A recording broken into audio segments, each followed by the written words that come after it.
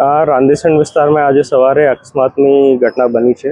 આના આરોપી છે હિતેશ પટેલ. હિતેશ પટેલ લગભગ 3 એક્સિડન્ટ કર્યા. આમાં 3 મૃત્યુ પામેલ છે અને હિતેશ પટેલને હસ્તગત કરીને પોલીસ સ્ટેશન લઈ જવામાં આવેલ છે. કેટલા ઈજાગ્રસ્તો છે સાહેબ? અત્યારે લગભગ 5-6 લોકો ઈજાગ્રસ્ત પ્રાઇમા ફેસી ધ્યાન આવેલ છે. આમાંથી 3 લોકો મૃત્યુ પામેલ છે અને બીજાની સારવાર ચાલુ છે. અકસ્માત કરનારો દારૂ પીધેલી હાલતમાં હતો એવું સ્થાનિકોનું આને મેડિકલ કરવા માટે હોસ્પિટલ લઈ ગયા. મેડિકલ રિપોર્ટ આવ્યાથી મેં કન્ફર્મ કીધું શકું કે કોઈ પીધેલા હાલતમાં છે યા.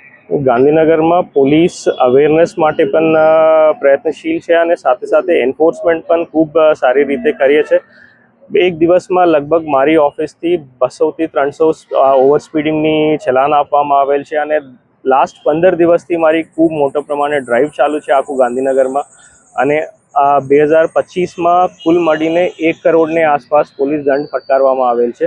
એની સાથે સાથે જેવી રીતે મેં કીધું હેલ્મેટ પહેરવાનું અને બ્લેક ફિલ્મ કાઢવાનું, બિના નંબર પ્લેટની ગાડી રોકવાનું અને સાથે સાથે ઓવર સ્પીડિંગ તમે જો છો મારી ઘણી બધી જગ્યા લગભગ 5 કેમેરા રોડ ઉપર ડેપ્લોયડ છે. એની સાથે સાથે આ રોડ ઉપર જ મારા 4 ઓવર સ્પીડિંગની કેમેરા ડેપ્લોયડ છે. તો એની માધ્યમથી જો પણ ઓવર સ્પીડિંગ કરે છે પોલીસ ફ્રીક્વન્ટલી એની દંડ કરવામાં કાર્યવાહી ચાલુ છે. સર, મૃતકોમાં કેટલી મહિલા કેટલા પુરુષ હતા એવું કંઈ જાણવા મળ્યું?